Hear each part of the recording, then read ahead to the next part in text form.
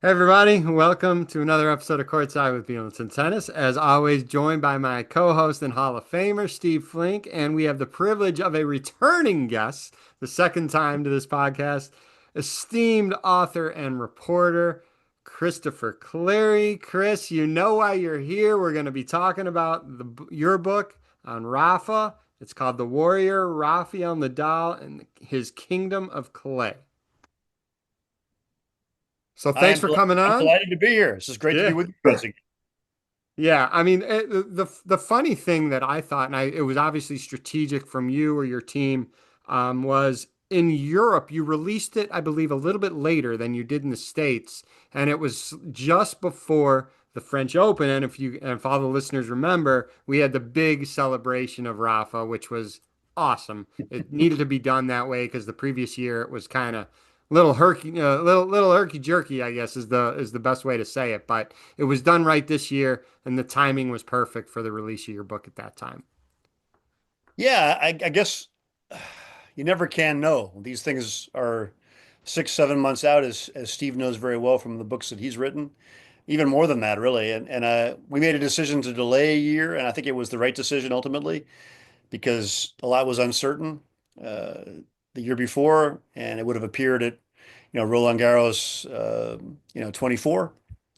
And the herky jerky thing you described was he wasn't clear. He wasn't sure when he was going to stop, and he left everybody kind of wondering. And should there be a farewell ceremony or should there not? And they ended up doing it in Malaga at the end of the season after Davis Cup at the wrong time of night after the wrong round, and Federer wasn't there, and Djokovic wasn't there, and even Tony Nadal, his longtime mentor and his beloved uncle, wasn't there either. So they needed that French Open ceremony that you mentioned. And I only reason I had mixed emotions was it was so good and so touching and so really just right on the right on target and on tone that I said, damn, it's a chapter I need to write and it's not in my book. Yeah. That's well said, and I think everybody agreed that they needed to do it right again. A lot of it was like you said, Rafa, because he was unsure in 2024 when he was going to stop, but it was done perfect. He had, you said, family members, Tony, his three greatest rivals, right there as well. So it was done. If you don't mind, can you talk a little bit about the structure of the book because it's really not a chronological biography of Rafa. You know, obviously, when you write these things, you live with them and you spend year, 2 years with the chapters, the subject, all the different things in your head. And so you really need to be committed to the structure and I think really be pulled in by it. And that's why I chose what I chose. I felt like I had written with my book on Federer, which was the last time we talked for your podcast, The Master. I'd written not a conventional biography, but a biography that was really more about one person. There was a lot of Nadal and Djokovic in that book, but it was really sort of the story of Roger's career and development and the places that mattered to him. And I didn't want to do the Nadal book in a way that was similar. I felt like I would lose interest in it. And I think Nadal did a very good autobiography. It was a long time ago with John Carlin. Came out in 2010, so pretty old by today's standards, but it did a good job of describing his origin story as an autobiography. And I know a lot of my readers would have read that, and I didn't want to plow the same ground the same way. And I just felt like my wife's French. It's a language that I speak very comfortably. It's a culture that I know a lot about. I had lived in Spain for about 8 years during my journalistic career. I had a real desire to kind of share those things. But I wanted above all that if we talk about Nadal 10, 15 years from now, that we'd have a good understanding of how on earth or how on crushed red brick did somebody win 14 majors in the same place? And I wanted people that maybe go back to Nadal 10 years from now, if they go back to this book, to be able to have that question answered the best I could. And I felt the best way to do that was to tell the story of Nadal and to intersperse that with the story of the tournament and the surface. And honestly, that really held my interest the whole way through, was trying to blend these two stories together. And yes, it could be viewed as limiting him a little bit because he's much more than a clay court specialist, as we all know. I mean, the guy won 8 majors off of clay and did many great things on hard courts and grass. But I think ultimately what he'll be defined by is that French Open record and also the clay court record that he created. And I wanted to really give readers a full look at that. The 14 French Open's a record that will never be broken in our lifetimes, and I hope we all live a long time, but I don't think that will be broken in our lifetimes. I know Steve has some thoughts too. There was one quote that I wanted to throw out there that I saw, which was so good, and then we'll pass it on to Steve for his thoughts. You know, the quote that I saw was clay is to Rafa what water is to Michael Phelps, and that is just, I mean, it's so true. Um, I don't know, you came up with that on your own or you stole it from someone, but it's such a good quote. Such a good quote. You never know whether you're doing it subconsciously or not. I thought it was my idea, but I wouldn't swear to it. I haven't done a Nexus search to know where that first was used, but I felt like it was original when I wrote it. So I'm going to stick with that for now until proven otherwise. Great quote. Steve, I know you got some things you want to add in.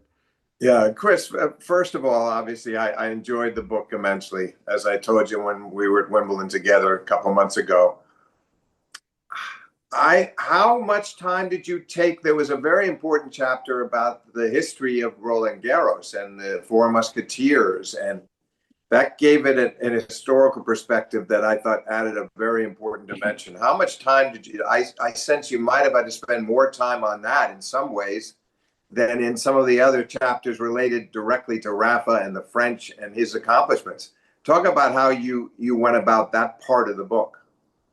No, it's a good point and a good question. And you as a tennis historian know that search well.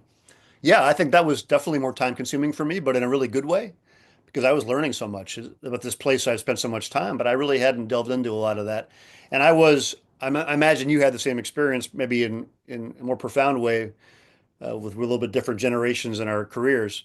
But I got the chance to meet two of the Musketeers and interview them in Yeah, depth when I was early in my career and living in Paris with Lacoste and Barotra. Obviously, they were not in their prime at that moment, but I really got a good insight into their characters. And I always kept that in my notebook, and I'd written about it at the time for the Times and the International Herald Tribune, and it had really stayed with me as the link they had to the tournament and linked to French tennis. So it seemed very logical when I got into Nadal and I wanted to delve into the story of the tournament that they had to be part of that. And they're great stories. Let's face it. I mean, I don't know. Did you interview both of them multiple times or Cochet no, or Brunion no, anytime? I never got a chance to interview either one of them, which is why I was so fascinated to see what you got from them, including.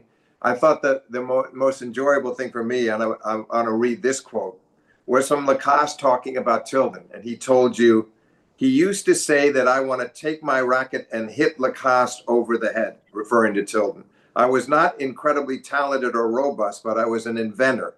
And as an inventor, I could invent the shots that bothered my opponents. I thought that was terrific, and it obviously summed him up well. And he added, I thought, a little bit of a layer to what most of us knew about him and about his skirmishes with Tilden and his rising stock in the rivalry and all of that. That those couple of sentences said a lot, I thought. That's good to hear. I mean, I felt I had a lot of material. I interviewed Lacoste three different times in depth. Twice I went down to the Basque Country where he had his house on the golf course, and he was in fading health. But he'd been in fading health a lot of his life. I mean, he was not. He had tuberculosis young. Yeah, His wife joked he's only supposed to live a few years. Obviously, I got a lot more from my bargain than I thought, which was great. And he was somebody I think who was accustomed to living with physical frailty, but was so sharp mentally and so able to talk about the history of the game and share so many thoughts. So I was just honestly a wealth of riches there in terms of being able to try to pick out of that. And Barotra, who the bounding Basque, yeah, dynamic player, I know one of the more fascinating figures for me, at least in tennis history, and a very conflicted man in many ways because of a World War I hero, dynamic tennis player, sports hero in France, part of the winning the Davis Cup and bringing it back to France. And then he had this period as a minister in the Vichy government during World War II under Pétain, which in many ways, caused him a lot of difficulties within his own culture. And he was actually banned from Wimbledon unofficially for a few years after the war ended, as many people who were connected with any way with the Germans were and and he was pretty fearless about addressing those things and sticking to his guns and arguing for Pétain and what they were trying to do at that time. And this is 50 years later. So you just got a sense of the character of the man with all his flaws. And also just the energy of the man and the life force. And he literally, in his 90s, was sort of briskly walking through the apartment, taking me on an express tour of his place on Avenue Foch, and just you could sense this enormous energy that had carried him through his life. So I felt those were stories that I really wanted to bring into this, and I love to have seen and heard what they thought about Nadal. That obviously never happened, but they had a unique perspective on the game, and obviously, as you know, Steve, that time in tennis was one of the richest, Oh, the most gilded eras we've known. So to have that direct connection to that, but that part of the book, that and also, to be honest, the chapter about clay and the origin yes. of clay, the origins of Roland Garros, the tournament from the very early years. Those took a lot of time, but it was time I didn't see really go by because I was so interested in the topic. Now, you had an interesting portion in the book that I thought you're able to utilize. I gather you didn't talk to Rafa that much recently, but boy, you drew on some fascinating interviews you had with him and Roger in the old days. I say the old days, but you had this sort of the back-to-back interviews with them in New York. Talk about that 2006, which was a fascinating time in both Rogers and Rafa's careers, because you think about that Roger had that period of '04 to '07 where he wins 11 of the 16 majors, his most dominant phase. But Rafa is really emerging then, having won his first two French and about to really make his move. Talk about seeing them both at their New York hotels and the sort of the contrast in approach and where they stayed. Well, they both were staying in pretty nice digs. It was a pretty short walk there in Midtown, and Rafa actually had the better view. He was up in Right. the hotel has changed names a bunch of times now, but it's basically on the southern part of the park. They're overlooking the park. We were in the top, penthouse view and all that. But Rafa was more interested in getting lunch at that point and trying to find a way to feed the beast. Yeah. He was voracious and not always eating the most healthy food you would imagine either. But it was a good contrast. It was Roger established, with Mirka having thoroughly, I think, domesticated him in terms of how he handled a hotel room. Once it would have been a sprawl in his youth, now it was impeccably organized, and the rackets were all leaned up against the fireplace in the hotel suite, and everything was just so. And then we had a long interview there about New York and about his love of just exploring the city and getting out there and getting away from maybe the everyday stuff of the tour. That's how he kept himself fresh. So he was thinking about that even at a very young age. And he had actually recently talked to David Foster Wallace for Right. Play magazine, which was the New York Times magazine, the famous Federer article that David Foster Wallace wrote in. I think Roger was still a little mystified by their interchange and wasn't quite sure how David had come up with some of the stuff that he came up with for the story, but he was happy that he had taken a good riff at it and given it his best. But I think he was still kind of mulling over how the questions had ended up with that kind of a story. But So also, you had that funny line from Tony Gotzik, his agent and friend, talking about how you had to read that piece 3 times before you could figure it out. yeah, a lot of Foster Wallace's footnotes and definitely not your average sports story. But look at it; it's one of the stories that's lived on from the Federer era and from actually probably be part of the tennis anthology as well. So it was just funny to see Roger's reaction to that. But he was also talking about Rafa, and he knew the threat that was there. Obviously, it wasn't just a clay court threat. They had played a tough Wimbledon final that Roger had won in '06. Obviously, Rafa had beaten him again in Paris, second year in a row. But don't forget, Rafa had beaten him in their first match on a hard court in Miami. So he knew very well the threat that Rafa posed. And so that a lot of the conversation was revolving around that, but also about just Roger's sense that he was settling in for the long haul. You But could I feel thought it was it. also, Chris, sorry to interrupt, it was very revealing Rafa's comments. Yeah. Weighing, well, I've won 2 majors. He's won. Look at the last 7 majors. I've won 2. He's won the rest. He's done this, and basically, it sort of to me what encapsulated Rafa throughout his career. This sort of downplaying of his own achievements, never wanting to get too big-headed, and respecting the opponent because it really came through in that quote. Didn't you think when he told you that? Well, we did the interview at Rogers Hotel and then walked a few blocks and met with Rafa. And uh, Right. and Rafa was, definitely always ready for, I'd say he likes debate. Roger doesn't necessarily like debate. Roger, at least not in a public forum or an interview forum, but Rafa's not afraid of it. I think it's probably a Nadal family trait. I mean, he and Tony definitely like to argue over things. And I always felt with Rafa, if you told him he was amazing, he would never agree. But if you told him he had no chance, he would never agree with that either. So it's Right. just a matter of how that would play out. And certainly with Rafa, I felt a lot of the time in those early years, we were trying to argue with him about, how good he really was and how much he really belonged in the same paragraph with Roger. But he was sort of adamant that was not the case. And it took a long time for him to sort of grudgingly admit that that was a logical way to view the thing and to view it as this more or less equal rivalry. But he was well trained. And I think also it was because he was the contrarian and he didn't like people telling him he had arrived when he didn't feel he had.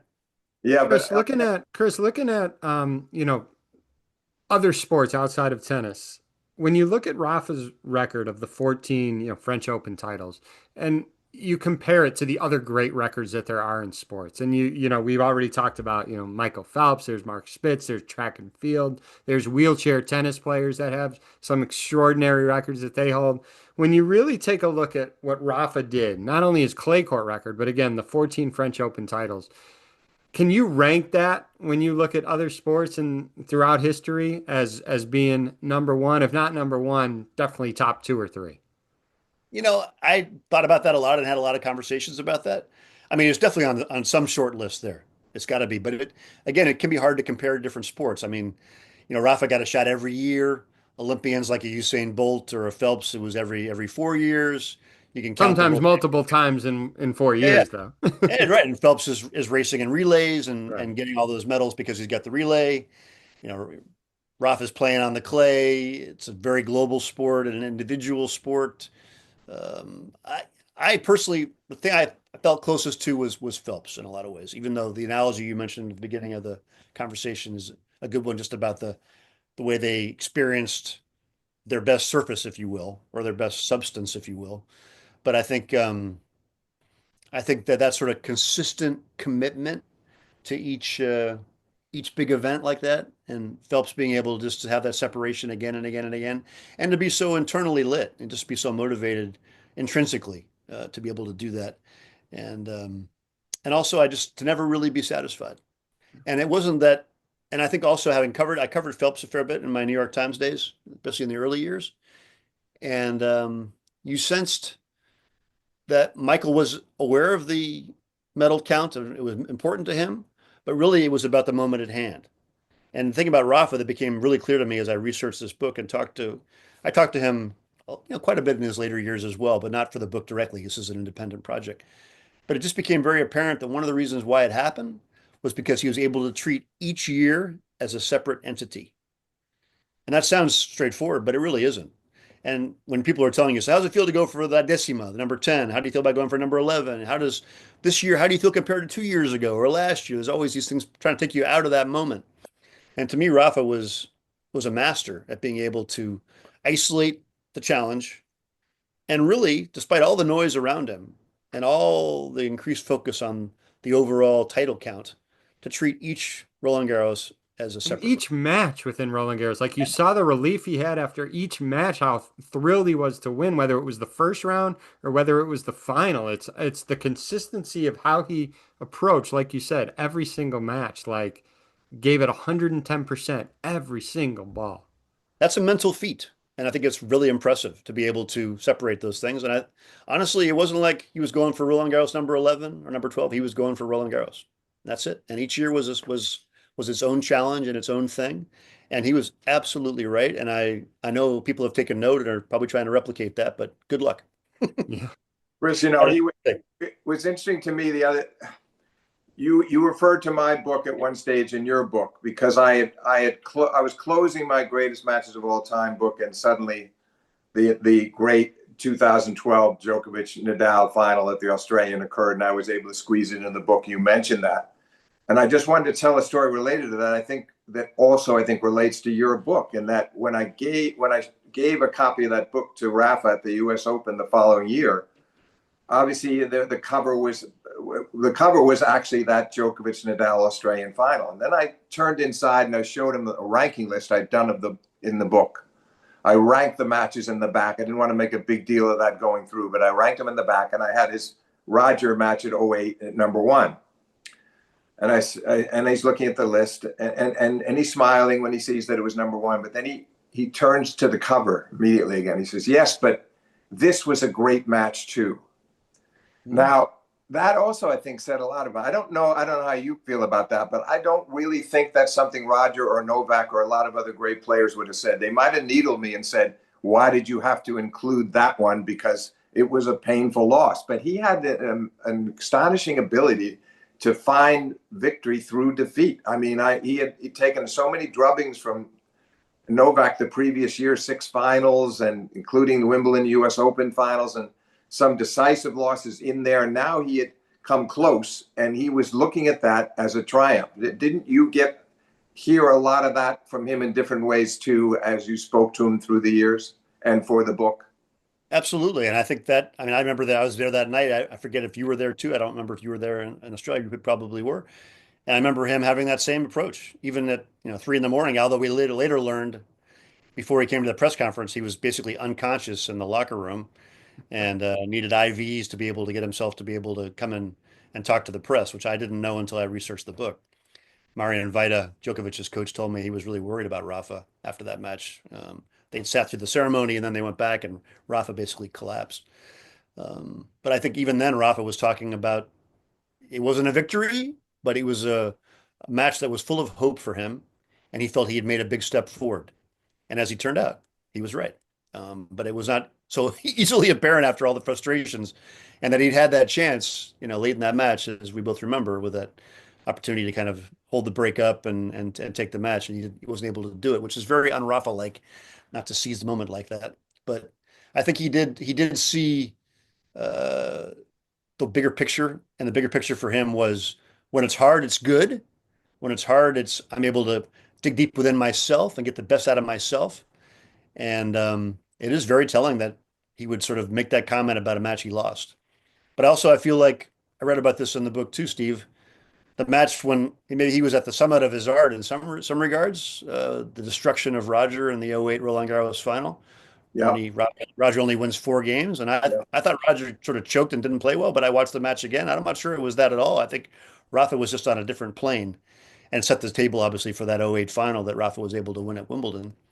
But that match, it was very unsatisfying to Rafa.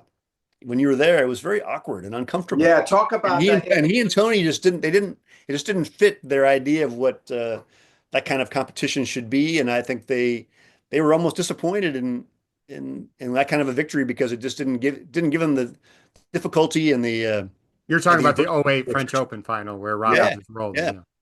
yeah. Yeah. That match is quite the antithesis of the 2012 Australian Open final. I mean, four Yeah. games, huge anticlimax.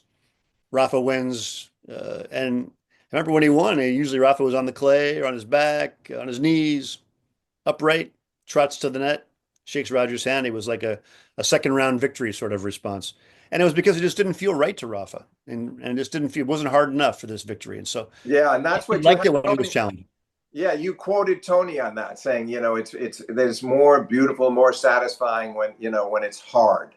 But I would have thought that they would have appreciated what was pretty close to a clay court masterpiece from their man too. That's what was interesting there. And of course, Roger, you look at the previous couple of years. I mean, the previous 3 years, the semi of '05, and then the two finals in 6 and 7. And he took a set in all of those matches. They were much more competitive. So it was some effort from Rafa to do that in '08. Yeah, and Roger won Hamburg, if I'm not mistaken, earlier that Yeah, season he as well. did. So, It's and he not was a playing well mistake on to say clay. Roger's the second best clay court player for a long period of time, and just no one even talks about it. No one really thinks about it. I mean, he had It's great results of he just had to go up against Rafa like everybody else did. Yeah, and at Old Boys Club in Basel, where he spent most of his childhood, it was clay. They played under the bubble in the winter, and they played on the clay, red clay, in the warmer parts of the year. And it was a surface that he felt in his bones. Maybe not quite to the degree that Rafa did, but pretty close. And you're right, because of the Rafa's huge shadow that he cast. I think Roger was underestimated on clay for a long, long time. Chris, another interesting discussion you had with Rafa was after the 2010 Open. Talk a little bit about that. I thought that was interesting, the timing, and you're the last one, you're the fifth set, and he'd completed his career slam. Just talk about that was a good interview. I thought he gave you a lot of insights there. Was that maybe your most memorable session with him? No, there were a bunch. I mean, I got a chance to talk to Rafa a lot of different times, a lot of different places. I mean, obviously, I remember the first ones in the very early years a lot, but that was a special one because obviously he was the clay court uh, master. He had won Wimbledon and proven that he was more than that already. Um, he had won Wimbledon again that same year and really proven it. But Yeah. That U.S. Open victory will get lost a little bit in the sands of time for people, but it was such an important victory for him, for his family. He and the family also had a symbolic connection to New York. They had visited the Twin Towers not long before the 9/11 attacks. They'd gone as a family vacation. They had felt a real connection to the city and been, I think, very affected emotionally by what happened, as so many were around the world, but they had a direct memory very soon. Rafa always meant a lot to Rafa to do well in New York. And I think he was really kind of a man tired, but a man complete that day in a way that I should have expected it, but I don't think I felt it fully until we sat in that van on the way out of New York for him, and you could see that sense of fulfillment there for him, and it really mattered a lot to Rafa to prove to himself, I think, but also to the wider world, but I think above all to himself that he was able to win all four majors and handle all those different challenges. But he talked a lot about the lessons that Tony had imparted and the progress he had to make in his game and things he had to tinker with to be able to make that sort of victory possible. And, he beat Novak to do it. And there wouldn't be many victories over Novak on a hard court to come. So, No, and you think about it, Chris, that the preceding years, the drubbing he took from Delpo the year before, 2-2-2 in the semis, and the Andy Murray loss, which was a bit disappointing in a dominant '08 campaign, and then getting hurt at the end of his Ferrer match the year before. He had a lot of difficult moments in New York, so I thought that one had to be one of his more satisfying moments as a competitor. and the other match, we're talking about the U.S. Open that I really felt uh, has gotten lost, but it was an amazing performance and an amazing bit of resilience was the 19 final Yeah. against Medvedev. Yeah, The emerging Medvedev, who was a wild card of all wild cards that year, and yeah, was battling the crowd and everything else. But that match, I watched it all from that lower seat that the USTA once gave the ink-stained wretches down there behind the chair umpire, and it was an amazing place to watch that match, just to see the intensity and feel the tactical shifts and just That what was was an going on. incredible match. And Incredible. Rafa was at the end of his rope there, and obviously he had the two-set lead, lost it. Medvedev changed tactics; they were changing tactics. And that to me was one of Rafa's, greatest sort of unsung victories. Obviously, at the time, it was a big deal, but because it wasn't a big three match, it didn't set any kind of big record. And there was so much other content in his career. It's not the one you're going to think of right away. But for me, that match really stays with me. And it was another example of his ability, even on a hard court that was pretty quick, to be able to find well, solutions and work his way through. yeah, obviously Medvedev might have had some nightmares over that, and of course, not to mention Australia 22, with 2 sets to love and chance triple break point to go up that break in the third and virtually seal it. But the 19-1 was what I found interesting from Rafa there, Chris, was he was pretty honest afterwards about he was a little agitated with himself. I made comments to the effect that it should have happened sooner. I mean, he felt like he had the break in the third and that he could have won it a lot sooner. And normally he doesn't talk that way, but on that occasion, I thought he was not disrespectful to Medvedev for the comeback, because he definitely appreciated that, but a bit aggravated with himself. Yeah, and he really pushed himself to the brink physically, I think, too. I mean, I remember Yeah. sitting behind him. I was still in the chair behind him when they played that video of all his victories up on the screen. Rafa's an emotional guy. We learned more and more about that as the years went on, but it was more a Rogers thing to lose it in victory or whatever it would be. And Rafa just completely broke down watching that video, and it was just heaving sobs just in his chair and just completely overcome. And I think he was just physically at the end, but also emotionally just wrung out by that match. And you're right, he could have closed it out earlier. And maybe that makes it more special in a way that he was able to push through that. But I don't think So he was feeling the beauty of it that night entirely, even though he likes adversity. now, Chris, Chris, we spent some time in the book talking about, fittingly, by the way, the Rafa and the magic of the forehand, and the fact that obviously was the cornerstone of his game. And you wrote the following: that was the magic of the Nadal forehand. Nadal was generating next level racket head speed, a skill developed by technique and flexibility, but also by pushing the envelope repeatedly in practice by trial and unforced error. Let's elaborate on that a bit. I thought that was a very apt description of the Nadal, of his greatest weapon. Yeah, I think it applies to all of Rafa's sort of intensity in game, and that I think they tended to practice at huge work rate and huge intensity. I remember talking to Magnus Norman for the book, and we talked about actually it was Rafa's first main ATP Tour event. It was in Mallorca, and Magnus Norman was already an established player at that point, and he heard about a local player and sort of deigned to practice with him, and it was Rafa. And Rafa just clubbed every ball at light speed and missed a lot and gave Magnus no rhythm in practice. And Magnus was kind of miffed. He's like, "Well, I'm the guy here, and you're supposed to be training me, and you're not giving me anything I can use." And he was wondering what they were doing. And then a couple years later, he played him. I think it was in Croatia, and uh, and he saw what Rafa was able to do at that point. A couple years later, and now the power was under control much more often. But he was still practicing at that same sort of pace.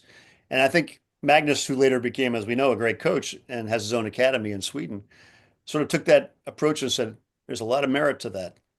You can go in with your technique and find a way to sort of build up to great speed, or you can use your strength and then corral it." And the Nadal approach was to corral it and also to use practice sessions as a way to hit your way through difficulties and hit your way through problems and find a way for the match to feel at a more manageable pace, I think, Steve. And How many times, how many times, Chris, did you watch? Because you're really reminding me in my mind's eye, I can see it so clearly now. The number of times I get to Roland Garros before the final, I'd get there in the morning and get some things done, then go up to our seats on the side of the court, and Nadal would come out and practice. And he was just knocking he didn't care where those forehands landed, but he was just blasting away. And it was fascinating. It never failed. That pattern never stopped. It didn't matter who he was practicing with, but he would do that and obviously in other occasions too. But I love seeing it prior to the final as a way to almost loosen himself up. that's it. I think that's exactly right. It became a mental thing as well, as sort of a way to work through all the kinks and feel like he was in a lather and then he was ready to go out there and control it. But the racket head speed and the straight arm forehand that he hit, and Roger hit the straight arm forehand as well, just like Alcaraz does. You talk to biomechanists about it, and they say it's such a hard forehand to time, such a hard forehand to hit because you have to have your body just in the right place. You can't adjust like you can with an elbow that's a bit more bent on the fly. You have to really plant yourself and create the lever. And those guys think about when they would miss hit, which was rarer for Rafa than it was for Roger. The ball would just fly into the stands, that sort of thing. It tells you how the margin for error was there. But I think the thing it really tells you about Rafa's forehand for me was, and John Yandel, late great John Yandel, who analyzed a lot of these things before anybody else did with high speed cameras, American tennis coach, talked about this too, was just Rafa's ability to take low balls that normally, if you had an extreme Western grip like Rafa did on his forehand, very, very hard to handle. But because he had that racket head speed, he was able to bring the ball up and down in a way that others just couldn't do. And I think it would drive Roger crazy because Roger would hit not just wouldn't get the high backhand that Rafa could get to him with his topspin that caused Roger trouble. Also, his other money shot was that chip backhand that would die. Yeah. Drove Andy Roddick crazy and people like that. And he tried against Rafa, and Rafa would come up with his great footwork and just rip the hell out of the ball and Yeah. be able No. to hit up and down and really hurt him. So Roger couldn't hit that shot really consistently against Rafa and make it work, because he would just get destroyed because Rafa could, with that racket head speed, lift the ball like nobody else at the time. Yeah, that was astonishing. He pretty much took that play away from Roger in a way that nobody else could. True. Chris, I do have a question for you. With all the discussions that you had with Rafa over time, it's been well noted that he's dealt with a large number of injuries throughout his career. He's missed a lot of slams because of those injuries. In your discussions with him, could you sense the frustration that he had in dealing with these injuries? One, just physically, and two, even more mentally, having to miss some of the most important tournaments of the year several times, several years. It's true. It was not something he liked to dwell on very much in one-on-one interviews. He was something he would deflect. And I think also to be honest about it, I think he also felt at different times that uh, it was a bit of a bonus because I think he'd been told when he was 19 years old, 20 years old with his foot injury that he might not be able to play high level again. So some of that urgency that we associate with Rafa and his tennis is innate, but also some of it is because, he didn't know how long he had, and legitimately not. I mean, it wasn't like anybody was exaggerating the problem to him. The only way to solve it, really for good, would have been to do surgery, and that could have limited his ability to have flexibility in the foot and compromised his elite career. So the problem was real. So I think there was an element of feeling like he was getting more years than he expected. And he told Francis Roig, I learned this for the book. Francis Roig was his, assistant coach behind Tony for all of his major victories. He told Francis that he would be done by 27. Hmm. People always said Rafa would be done early, and we always felt like we were telling Rafa what he didn't want to hear, and which turned out not to be true at all. I mean, he played on until 38, but Rafa himself told Roig that 27 would sort of be where he thought he'd finish. And part of that, I'm sure, was due to the fact that he knew he was fighting these big injuries. But Chris, speaking. where I felt it, you guys, was really that 2016 press conference at Roland Garros when he had to pull out with the wrist thing. He had the blue brace on his left wrist. I've never seen him that sort of glum and despondent and just sort of crestfallen because he had a horrible 2015 where he was having anxiety on court, unable to be able to play like the Rafa we know. He hadn't gotten past the quarters in any major, somehow still qualified for the ATP finals. Just tells you how tough he was, but he was really struggling. I thought he was done as a major force at that point personally. And I think Rafa had plenty of doubts. 16, he comes back feeling better, has a good clay court season, and then the wrist goes. So I think that was a really, really tough moment for him. And you could feel at that moment how much frustration there was at what his body was doing to him because he knew he'd put in the work and the effort to get back to a good level again.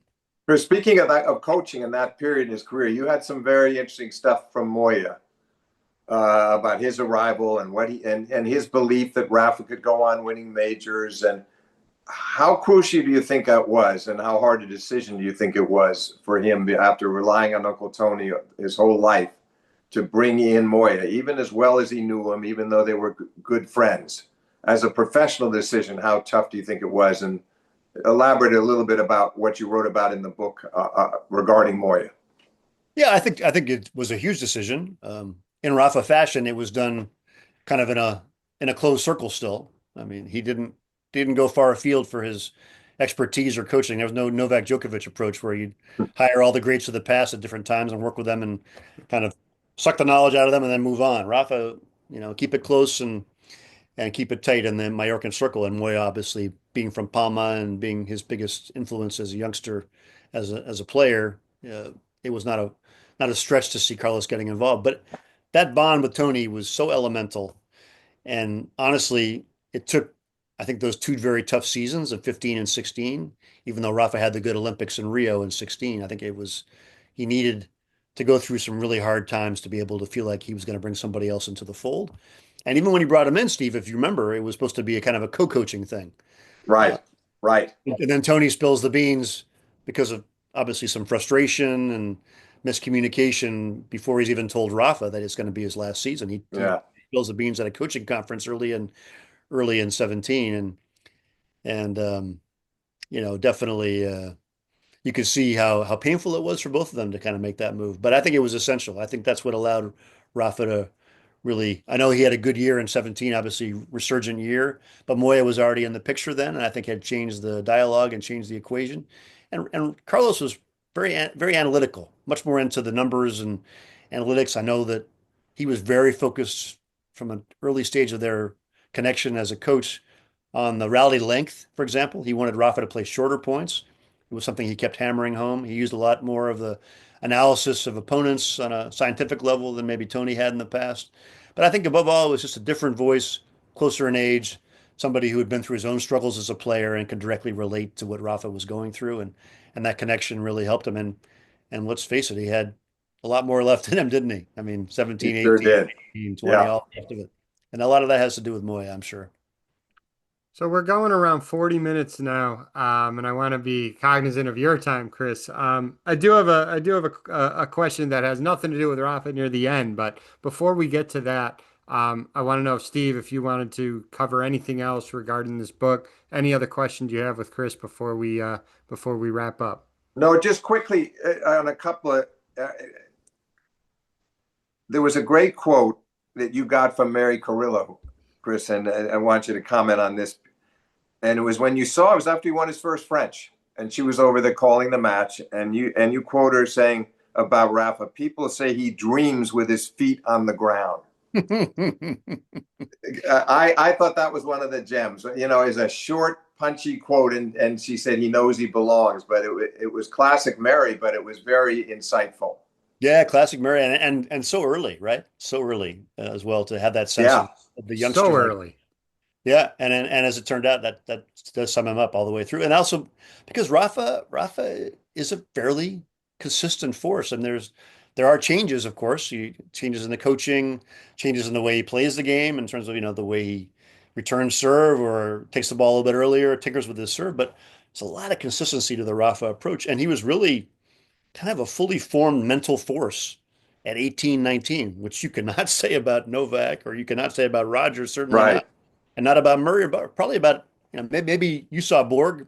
Maybe Borg was that way, but there aren't many. Borg was close to that way. I would agree with that. Maybe not, but even Borg was not quite that advanced in terms of maturity. Rafa just had the Yeah. competitive element mastered at that age. He obviously had his game was raw and different things were had to happen, and the body was at risk. But that was what really struck me. And so, Mary's quote is a description of somebody who might have been through a lot already and realized that, it was you got to keep your feet on the ground. But Rafa had that innate sense of the importance of that all the way through. And it explains how you get to 14 because not the feet on the ground, the feet on the clay, but nonetheless, he kept himself fully grounded in Mallorca, in his own achievements, didn't let himself get too high above himself and soar above and think he was the best thing ever. And that allowed him, I think, to remain relentlessly focused on the match and tournament at hand, and just add up to this incredible record. And just a quick follow up on that one, Chris. You said when I saw you at Wimbledon, you said you actually got an even better reception, or you were getting a better reception on this book than Roger, which is really than the Roger book, which is really saying something because the Federer book was so widely acclaimed and so well received. Why do you think that was the case? That people seem to be even more enamored or enthusiastic about this book? I think I just said that to you because the mainstream critics have been kind to this book, and I'm grateful for that. But I think maybe because it's a bit of a risky format, risky structure, as you guys noted at the top of the our conversation. It's not your usual way to approach a biography or a sports biography. I knew that. That's why I wanted to try it, and it felt a little high wire at times. But I think it seems to, for the majority, have worked, and I'm really grateful for that, and it means a lot to me to know that. This has been great, Chris, and thank you for your time. And just for the listeners, we're recording this I don't know, like quarterfinal round of Cincy. So we're heading up to the US Open. It's right around the corner. And there's been a lot of talk with the American men. You got a few now in the top 10, and one especially in Ben Shelton. And we all know that the last American male to win a slam was Andy Roddick in 2003, the US Open. And Andy says he hates being the answer to that trivia question. And we're not putting pressure on anyone right now, especially the name I'm going to throw out there, and that name is Ben Shelton. We're not putting pressure on him to maybe win it this coming US Open. But I want to ask you, because Steve and I have talked about it a lot. Everyone has kind of talked about it a lot. We're starving for a US man to win a slam. Of those out there, we are in agreement, we being Steve and myself and many others, that Ben has probably the best shot just because he still has so much room to improve. He's nowhere near a finished product. And I want to throw it your way. If you had to predict, within the next 5 years, I know there's two guys ahead of him. There's not three guys like we had in the past with the big three. You could throw Andy in there when he was healthy, big four. Andy Murray, that is, big four. You know, whoever wins, if it is an American, you got two guys that you really have to deal with. That said, is Ben Shelton, can he be the answer to winning a slam for the first time since 2003 when it was Andy Roddick? And these things can shift quickly. Somebody emerges that you don't expect or whatever. Things can change. But based on what I've seen, I would agree that Ben, because of that sort of rawness in his game, and because of the weaponry he does possess, and then you can see incremental change for the better in his game in the last year or two. Talking about the backhand in particular, yeah, and I watched him from courtside at Wimbledon against Sinner, and his baseline game just didn't hold up, and he had to pull the trigger too soon, and Sinner had too much game for him. And that could happen again and again, but you could see Ben's ability to do more damage off that wing. You could see him pushing to take benefits from his serve by coming to net more often and putting himself in what you would call for modern day game vulnerable positions. But he's willing to take the risk, and he's such a great athlete, so explosive, and I thought played really well on the clay, where he has virtually no experience on a high level competitive arena, and the same with grass. The guy's upside is huge. Huge. Unfortunately, the other guys are going to continue to improve, and their games, especially when they get in any kind of extended rally, it's hard to see Ben winning the majority of those points. And the serve is critical, but you do see a pathway where you could see how it could happen, and you also could see that with two guys instead of, as you mentioned, three or four, Alcaraz not being the soul of consistency.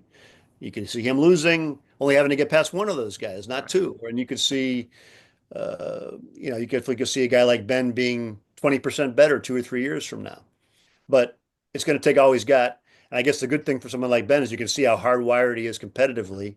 I remember talking to Brian before he turned pro, and Brian just said, my son just likes competition. He embraces it. He likes it when it gets hard, a little bit of that Rafa element. And that's essential because it's going to be hard.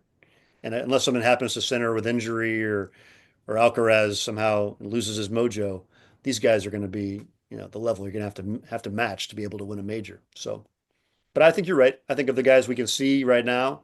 I mean, I feel a little bit dismissive of Taylor Fritz, who's been a good diesel engine and has improved himself steadily through his career and has obviously got a lot of firepower.